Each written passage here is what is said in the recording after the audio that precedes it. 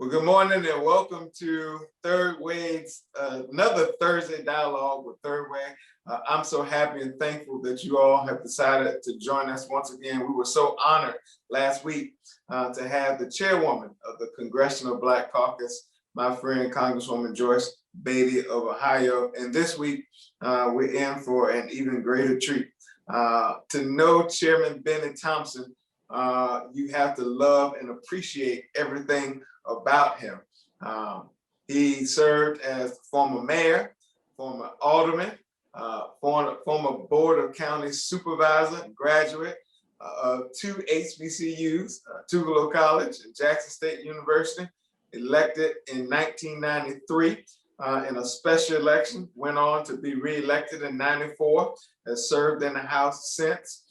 He's a father, a grandfather. I refer to him in some public spaces as Uncle Bennie Thompson to me, but more importantly, he is the chair of the Homeland Security Committee, a very powerful committee in the United States Congress. In addition, he serves as the chair of the Congressional Black Caucus Institute. So, Mr. Chairman, we're so thankful, honored to have you join Third Way today for what I believe will be a pull the meat off the bone type dialogue. Well, thank you very much, Antjuan, for having me. I'm happy to have been invited to participate. And as you know, I've seen Third Way in publications, but this is my first opportunity to participate in a Third Way event. I've been looking forward to it. Well, thank you, Mr. Chairman. And to our audience, we know there's a number of you have joined this conversation and we feel excited. If you have questions, please drop them in the chat box. We will try to get to them as much as possible. And thank you all for joining us. Mr. Chairman, I'll start here. Let's talk about your priorities first, individually, as a congressman from Mississippi's 2nd Congressional District. Well, thank you very much. Let me frame my district for your listening audience. I represent 26 counties in the state of Mississippi, roughly about 44% of the overall land area there. There are 770,000 people in the district, but in those 26 counties, each one of them has a county government. In some instances, there are 5 or 6 municipal governments. I have 57 school districts in my congressional district. So I have an area that's responsible. The Mississippi River is my western border. I have 286 miles of the Mississippi River. From top to bottom, I'm almost 300 miles long. I'm about 200 miles wide. Wow. A lot of territory. I really don't have a commercial airport that you can land in my district. If I go into the northern part of my district, I land in Memphis, Tennessee. In the southern part, where Jackson, Mississippi is, I land in another congressional district because it's in another county that I don't represent. So that's what I am. I represent the largest county in the state, but I also represent the smallest county in the state. So I have a rural-urban mix. Every county I represent is medically underserved. That means we don't have enough doctors to serve the population. So a lot of what I do is predicated on the socioeconomic condition of the people who live there. I've never voted against a healthcare measure. I was the only person who voted for the Affordable Care Act. I have historically supported every major education initiative in the state. I'm a firm believer in education. My mother taught my daddy how to write his name. Oh, wow. Because my daddy was not able to go to school. And so therefore, he worked hard, but he didn't have an opportunity to have an education. So I'm a firm believer in access to education and opportunity. Now you'd say, well, what does that mean? That means that if I'm to help, then if people are resistant, then we either organize and change or we go to court. So I have historically litigated a lot of issues around social justice and equity my life. I sued the state of Mississippi when I was a graduate student at Jackson State University. Wow. Because the Black colleges didn't have the same resources as the white colleges. I was in grad school and I was having to go to another school to research projects because my school, the largest historically Black college in the state, didn't have the right books in the library. And so, but it took us 27 years to win that case. That was the Ayers versus the state of Mississippi, which was a higher education suit. And we won $500 million for Jackson State, Alcorn, and Mississippi Valley State. So, you know, I live in a rural community. So you said, well, what's a rural community? I know we got a lot of city folk on this third way thing. So I want to set that predicate for I live in a community of 500 people. I've lived in that community my entire life. Mm. So I understand what neighbors and friends mean, and I value that. So every time I'm home, and I put my district office in that little town, because whatever I am, it started with those people in that little town of Bolton. And so we go from there. So I'm excited about being a member of Congress. I'm the second African-American to go to Congress since Reconstruction. I replaced Mike Espy, who was the first who was appointed Secretary of Agriculture by former President Clinton. And I ran in a special election. And, you know, I've been here ever since. And I'm fortunate and proud to represent some of the best folk in the world. Mr. Chairman, you joined 5 other African Americans in the U.S. Congress as chairing a committee. That I think is because African American voters turned out in elections. As our friend Cedric Richmond always reminds us, you cannot govern if you do not win. Can you touch on some of your priorities as the chairman of the Homeland Security Committee, one of the most powerful committees in the U.S. Congress? Well, thank you very much. It's the 3rd largest unit of government. After 9/11, we created the Homeland Security Department. My committee oversees 22 agencies, from the Secret Service to TSA to Customs, Border Patrol, Immigration Customs Enforcement, Coast Guard, a lot of agencies. So the mission for us has been to protect America from international and domestic terrorism, and also be able to respond to natural disasters. FEMA is under my authority. We are working right now a disaster in Texas, which was an ice storm. Yeah, and so 77 counties right now are being responded to by FEMA. But we have a national pandemic that's also a national disaster in terms of COVID-19. And so FEMA is paying 100% of the cost to stand up the vaccine centers. We're paying 100% of the cost of the vaccine. We're paying 100% of the people whose salaries go to pay to shoot us in the arm and all those other things. So we have a very broad and diverse mission. And, you know, we have about 300,000 employees.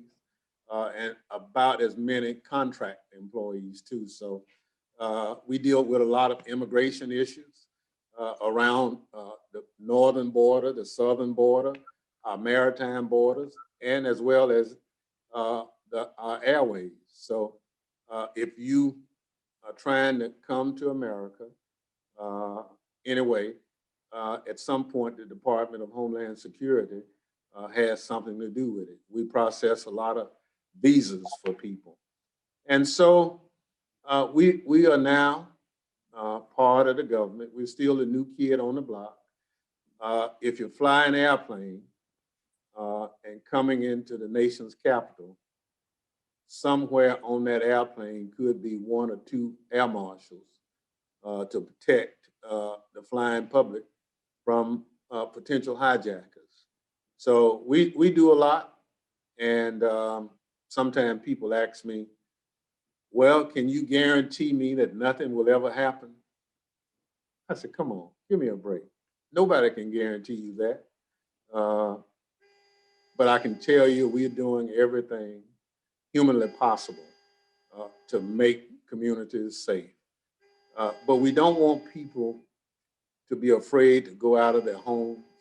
We don't want them to be afraid to go to the movie. We don't want them to be afraid to get on an airplane. You know, if that happens, then, you know, the bad people have created economic terrorism. And so we're still in trouble. So we work hard at it every day. Mr. Chairman, this country has always been shaped by big events and big experiences. There are two I really want to hear from you and your thoughts, both personally and professionally. Number one, January 6th. I know you to be an avid hunter, so I know there are certain things you're not afraid of and certain things you face. But talk to us about the gravity from your perspective around what happened at the Capitol on January 6th, because it will go down to history as one of those big events that helped shape the American experiment. Well, I appreciate the opportunity to share. I have known for quite a while now that the domestic terrorist threat was the real 1,000-pound gorilla in the room that we have not been paying as much attention to as possible. All the briefings I've had from our intelligence agencies, FBI and what have you, say that the greatest threat to this country is the radical right-wing white extremist organizations in the country. It's not, you know, Black Lives Matter. It's not the Nation of Islam. It's not the NAACP. You know, it's these people who really want to destroy this country. And so when I saw January 6th up close and personal, I said, well, here we go. This is exactly what we've been trying to get people to understand. These people are crazy. In their mind, they thought they could stop the United States Congress from doing its constitutional duties by taking over the place. And the fact that the former President Trump had encouraged them in word and deed to do that. So what I saw on that day was a manifestation of misinformation and disinformation, which is one of the characteristics of how extremists operate. By what I mean by that, if they keep saying something is wrong long enough, and enough people get a chance to listen to it, they start believing it. So those folk came to the Capitol that day talking about stop the steal. I still, on a daily basis, get phone calls from people saying that Joe Biden really didn't win the election, that Donald Trump won the election. And I say, well, what evidence do you have? Well, I heard it on Fox or one of the websites told us everything about it. So that misinformation once weaponized, becomes a clear and pleasant present danger to us all. And so you saw that before your very eyes on January 6th. I was in the gallery. I saw a lot of things happening that wasn't normal, like the security details rushing the vice president out, then security details rushing out the speaker, the majority leader, my good friend Jim Clyburn, the majority whip. But those of us who don't have details, we were kind of frozen in time because we were not clear what was going on.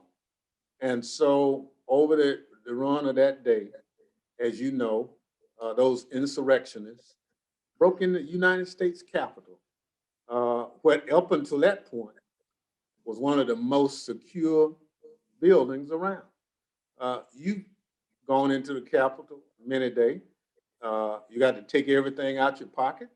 You know, you got to have reason for being there. Well, obviously those individuals who showed up on the 6th, they were hell bent on taking over, and they did. And that's unfortunate because on two fronts, actually more than two fronts, but one, as the shining example of representative democracy. Mm-hmm. A government that talks all over the world. And we, you know, our democracy has given us bragging rights and standing. That's In right. the world. See, everybody up until January 6th who wanted democracy used us as the example.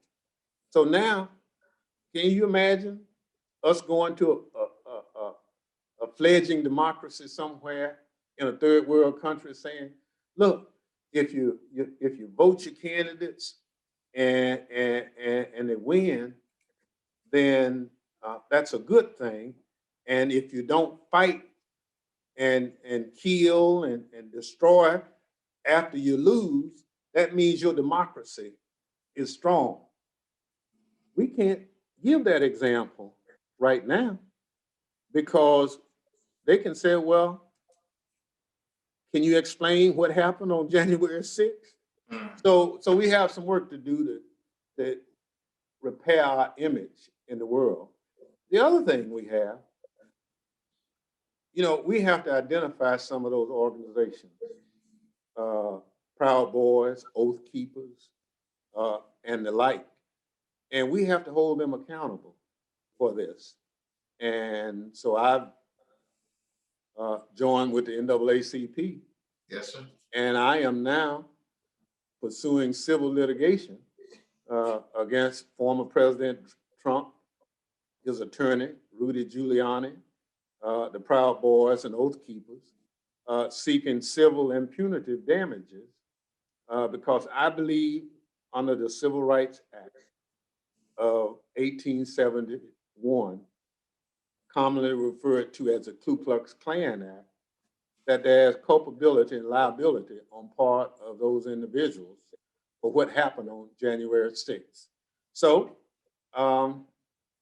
that law was a Reconstruction era law passed by Congress because the Ku Klux Klan was intimidating Southern elected officials who were coming to Washington after the Civil War to work for this union and make it strong.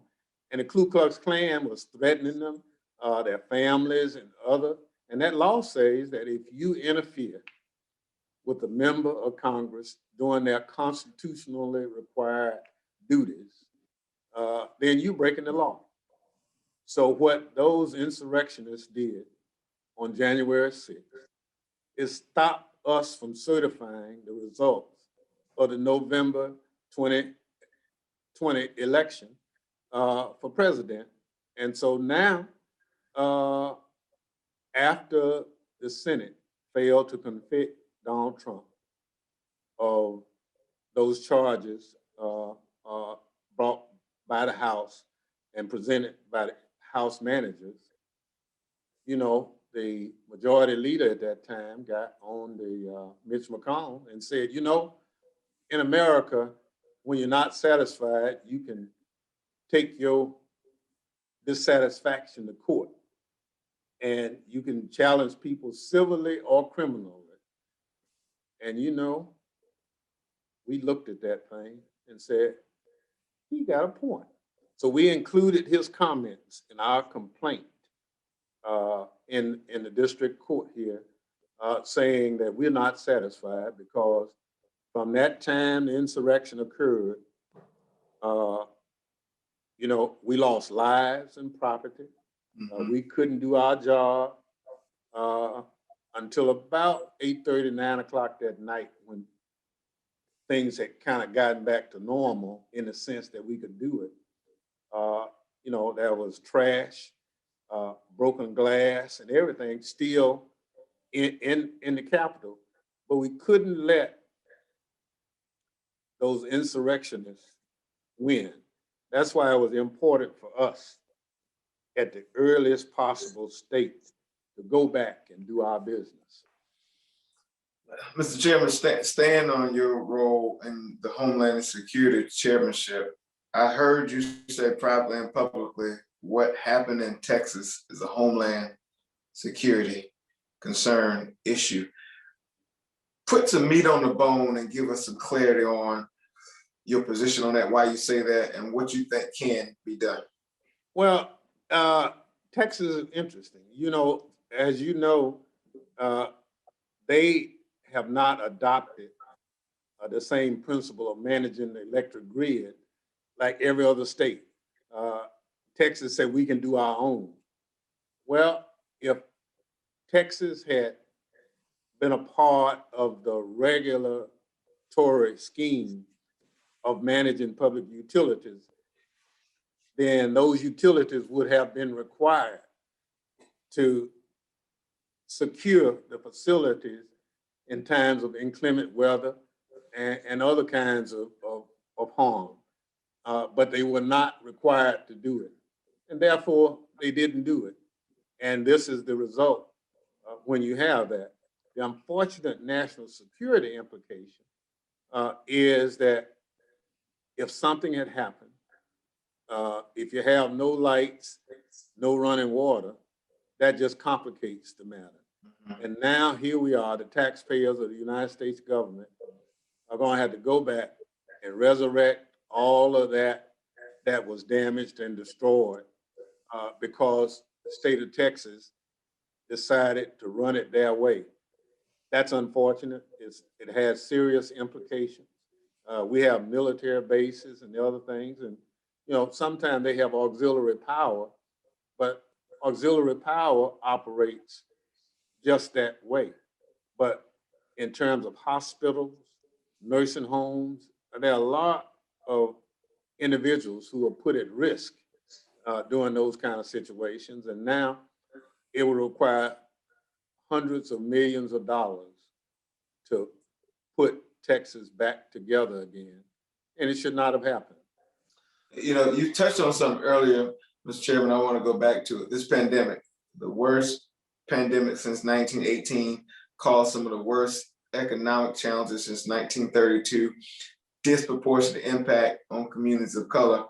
You said that basically standing up to the vaccines and so forth falls up under your jurisdiction, so to speak.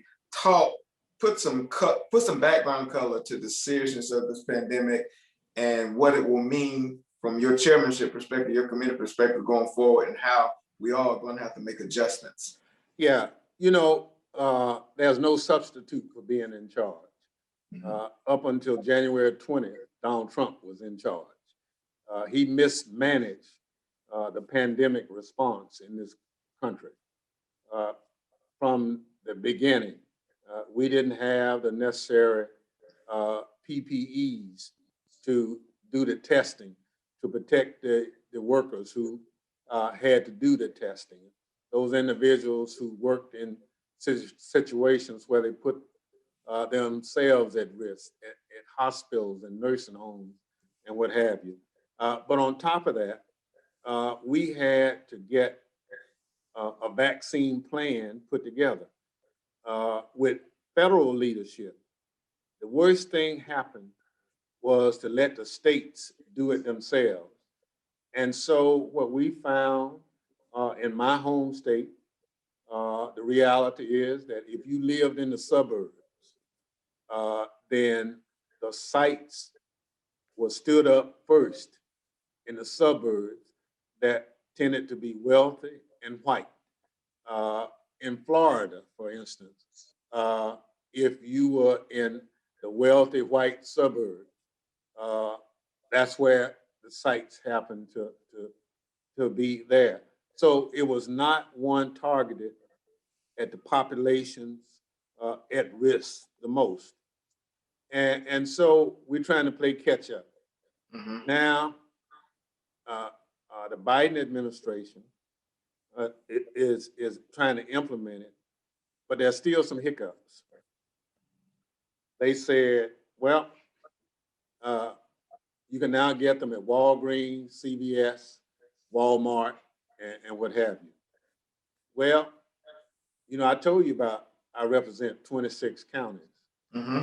13 of those 26 counties, we don't have a Walmart, we don't have a Walgreens, we don't have a CVS. 3 of them, we don't even have a doctor in the county. So we got to come up with alternatives. So now we're looking at churches, we're looking at, in terms of houses of worship, we're looking at school buildings. Some of the kids are trying to learn virtually, and so the buildings are empty. We don't have public transportation in a majority of those counties.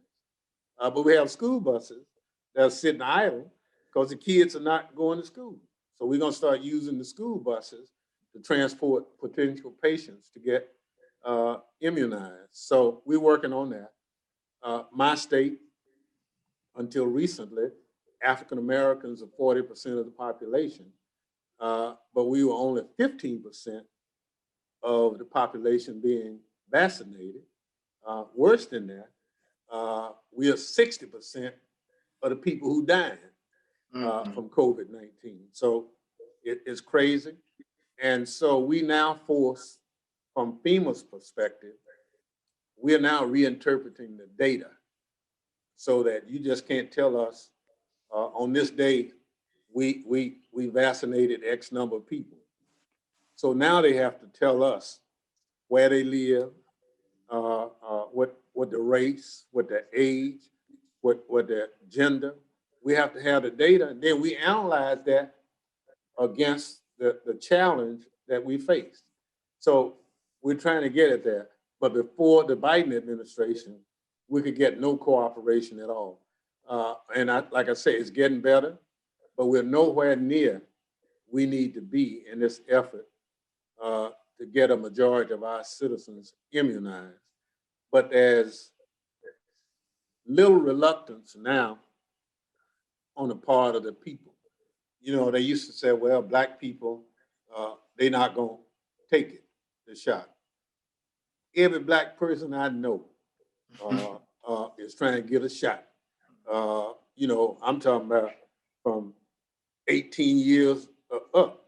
The problem is when they go on a website that they can't get an appointment, or their closest appointment is 100 miles away. So we have to fix that, and that's why we're putting pressure through FEMA and the HHS on those states to push out their sites. We now have a contract with community health centers. You know, community health centers, they're already serving a majority of the people that we need to immunize. So we don't have to do anything but get the vaccine to the community health centers. But now we also getting some money, so if they have to ramp up and enhance their effort, we're paying 100% of the cost. The Biden administration waived the 25% match that normally comes with FEMA support and said, no, we'll pay 100% of it. So there's no excuse now for states and localities not to have as robust an effort to immunize their constituents.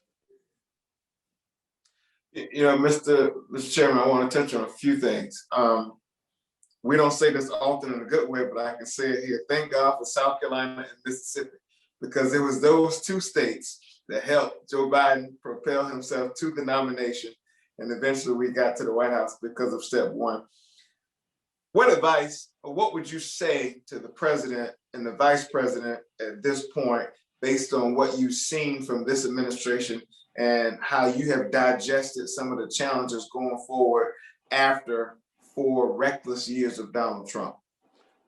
Well, first of all, you don't ever want people to forget how they got to where they are. So part of what South Carolina and Mississippi is going to have to constantly remind the Biden administration is that, you know, if it wasn't for us, you all wouldn't be in that new house on Pennsylvania Avenue. And so, because sometimes people say, oh, now that we're here, we can go do this. No, real politics say you can never forget the people who created the possibility of you being where you are. In Mississippi, they say, never forget the bridge that brought you over. Yes, sir. Or in South Carolina, they'd say, remember the side your bread is brown on. Yeah. So part of what, even with our friends, we have to constantly advocate for inclusion, because one of the real challenges I have as an African American is to remind my friends that after you leave the Ivy League colleges, you know, there's South Carolina State, there's Jackson State, there's Southern University in Baton Rouge, there's Texas Southern in Houston, because somehow, even among our friends, there's this perception that if you went to a historically Black college, that was somehow a second-class education. And so we have to uplift those historically Black colleges and say, you know, if it had not been for those 100-odd historically Black colleges in America, we would have had a serious leadership void in the Black community. Therefore, this country wouldn't be nearly as great as it is today. A majority of the Congressional Black Caucus, until recently, had gone to historically Black college. And so our goal is also equity and inclusion. And so we tell the Biden administration, we like your racial justice initiatives, but we want it to be beyond, you know, criminal justice reform. We want it to include education. We want it to include housing. We want it to include economic opportunity, all those things, because, and you have to include Black people in the discussion. See, part of the challenge for this country is leadership tends to be kind of insular. And so they'll say to a white staffer, do you know somebody Black that we can choose? Well, that's somebody Black that you pick. Wouldn't it be ideal if you went to the Black community and say, send us somebody that could represent your way of life or your understanding of your interests? And so that's part of the challenge that I have as a member of Congress. And let me tell you, they're still subtle reminders that as an African American who chairs the third largest committee in Congress, that I get reminded. Sometimes I'm on an elevator by myself, door opens up, and there's generally a white female or two white females, and they'll say, oh, go ahead, we'll catch the next one. You know, that's that boom, right? Or like this morning, and you know I drive a pickup truck. Yes, sir. I rode in a pickup truck. You know, you from the country, right? I was coming into the secured area. I got my tag ID on my dashboard. I have everything that's required for access. Stop my truck. He asked me for my ID in my wallet, you know, my wallet. So I said, why? They said, well, I have to identify. I said, you know, I've been around a long time. My number is 27. That means 435 members of Congress. And I'm number 27 in seniority. But you know, if you see a black face with hair on it, that's still in the minds of some people is a threat. And so a lot of us live with somehow those systemic racist actions, but we have to work through them. And so part of what I do, as long as I'm in Congress and alive, I just want to get to the point where, as Martin Luther King Jr. said, that rather than judging me by the color of my skin, judge me by the content of my character. And that means we have to work together. We have to play together. If we choose to live together or go to church together, then we ought to do it. But you got to work hard at diversity and inclusion, you know? And my friends who are in corporate America, I tell them, after you create this Office of Diversity and Inclusion, what authority do they have to stop or change things? They said, what you mean? I said, well, we got 1,000 employees. I'm just one person, don't have a secretary, and I report to somebody who doesn't even believe in the philosophy. So you got to structurally make the organization responsible if you're really trying to change it. And so that's what a lot of us have to do, and a lot of companies that come and talk to me because they do business with Homeland Security. You know, I'll ask them, do you have black people? They said, what you mean? I said, well, I got Braxton right here who's sitting by my side.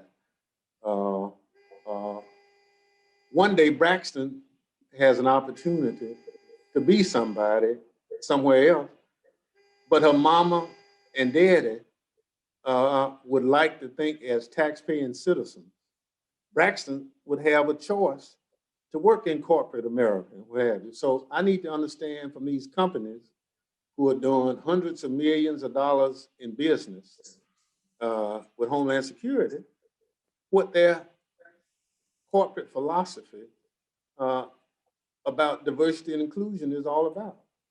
I mean, you have to do that.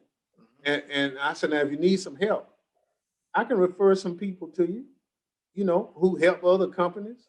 But don't tell me, well, you know, if I could find one qualified, I'd hire him today. I said, you want them faster than a speeding bullet? Or you want them to leap buildings in a single bound? Mhm. Oh, no. Oh, I said, so you're not looking for super people? No. I said, well, you can go to South Carolina State. You know, you can go to Texas Southern. They got good people, but they just need an opportunity to demonstrate who they are. And that's why corporate America has a responsibility, because many of them are spending public dollars, and people like me who has a bully pulpit to advocate. I'm not going to say who you hire, but I'm saying you need to look at your workforce to make sure that it's representative of America. Mr. Chairman, I know you got to go, so I'm gonna ask you one last thing. As you know, I had a CBS interview with my mentor and friend, Congressman Clyburn, Eric yesterday, and I asked him this, and he told me that I'd love to hear from you. And I'll frame it like this: they taught me somewhere growing up that little boys with dreams grow up to be men with vision. You're from Mississippi. You've come to perhaps one of the highest places that any African American ever think about being, as the chair of a committee, and Lord knows there's so much more potential. But what throughout your life, who and what you think shaped and changed your life the most to prepare you for this moment? Well, a number of people. And you got to go back to that little town I still live in. When I grew up, every person who was an adult could raise Bennie Thompson. And people say, well, what do you mean? I said, well, if I went to school and did something wrong, I got chastised at school. Then when I got home, I got chastised again for the same thing. Then if somebody saw me doing something that I shouldn't have been doing in my community and told my parents, I got the appropriate response for doing that. So that community that I was raised in, it wasn't necessarily, uh, you know, the most educated person or the most wealthiest person, but they were part of that community. So I grew up understanding the true meaning of community and helping. I'm fortunate that I've only belonged to one church, not one religion. I've been in the same church my whole life. So I've had that experience, and so it could be the teachers that helped me.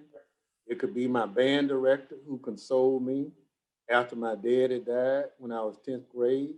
It could have been my baseball manager who took time out to teach me how to play baseball in a field. And you said, what you mean? Yeah, the white kids in my community played on the public playground, and the black kids had to play in a pasture. But this man who drove a gravel truck would come home in the weekend, get off the gravel truck, and go and practice with us to play baseball. Didn't get paid, nothing.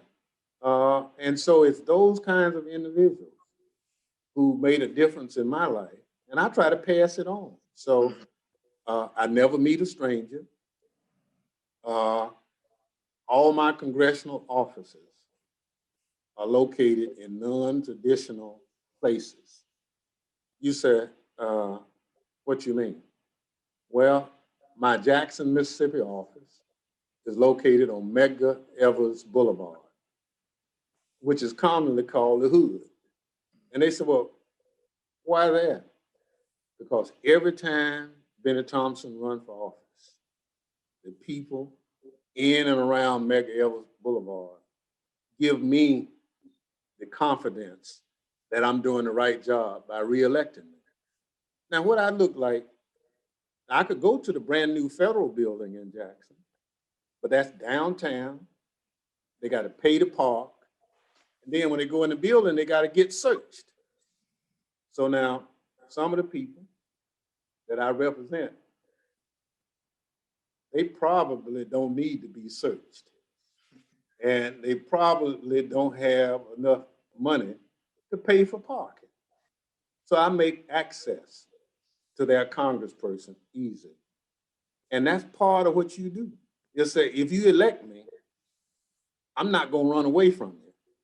I'll still be that person 20 plus years later that you invested in 1993. And that's what it is. I mean, if you want to use the bathroom, you can go to the congressman's office. If you want to use the telephone, you can go to the congressman's office. If you need to send a fax somewhere because you don't have the dollar to go to Western Union or somewhere, go to your congressman's office. That's part of the service that I see a member of Congress having to be. And what I have on today is what my daughter called my DC clothes. If you catch me in my district, I'm altogether different. Yes, sir. And that's what you want to be. You know, Yes. I mean, I'm the same little person who started, just wanted to try to make a difference in the lives of the people I represent. Mr. Chairman, I'm thankful for your friendship. I'm thankful for your leadership. I tell people every chance I get, the Congressional Black Caucus Institute changed my life and changed my career forever. And I know if it wasn't for your vision and the majority whip, Jim Clyburn, so many of us, particularly those who look like me, would have never had the opportunity to engage at that level, to learn what we learned and to be able to transfer that into skills that could change our families' lives forever. And so I owe you a great deal of gratitude for the CBCI, but also for just being my friend and being able to learn and be around you, because it's made me a better person. So, and thank you so much for taking the time to join Third Way. We appreciate your leadership and your friendship. We'll see you soon. Thank you very much. Thank you for having me. See you soon. Take care.